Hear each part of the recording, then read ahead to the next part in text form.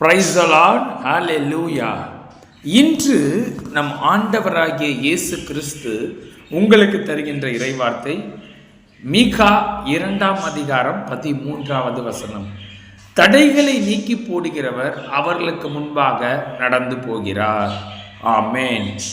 உங்களுடைய வாழ்க்கையில் இருக்கிற தடைகளை நீக்கி போடுகிறவர் நம் ஆண்டவராகிய இயேசு கிறிஸ்து ஒருவர் மாத்திரம். சகோதர சகோதரிகளே, ஏனென்று பார்த்தால் இந்த தடைகள் எல்லாவற்றையும் நீக்கி உங்களுக்கு சுகவாழ்வை தருவதற்கு என் அருள்நாதராகிய இயேசு கிறிஸ்து வல்லமை உள்ள தேவனாக இருக்கின்றார்.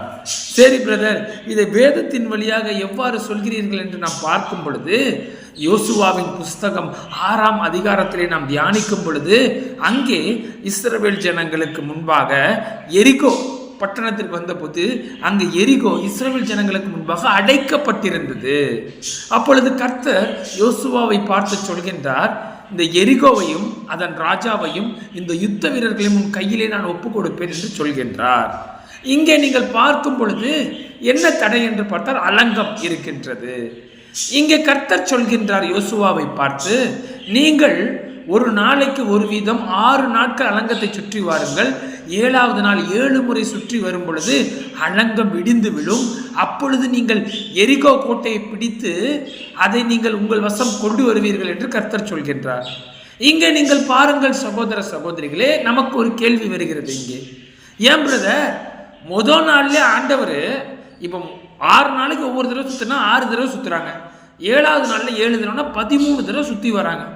இப்போ முதல் நாள்ல 13 தடவை சுற்றி வர சொல்லி இந்த அலங்கத்தை இடிச்சிருக்கலாமே, ஏன் கர்த்தர் 7 நாள் வெயிட் பண்ண வைக்கிறார் அப்படின்னா, அதற்கு தேவன் ஒரு குறிப்பிட்ட காலத்தை வைத்துள்ளார். சகோதரர்களே, உங்களுடைய தடைகளை நீக்குவதற்கும் தேவன் ஒரு குறிப்பிட்ட காலத்தை வைத்துள்ளார்.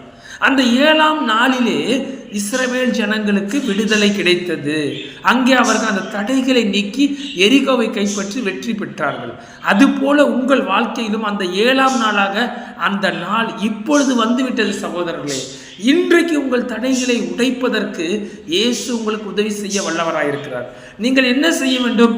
எக்காலங்களை ஊதுபவர்களாக, அதாவது துதிப்பவர்களாக, இஸ்ரவேல் ஜனங்களை போல துதிப்பவர்களாக நீங்கள் மாறும் பொழுது அந்த தடை இன்றே உங்களுக்கு நீங்குகின்றது.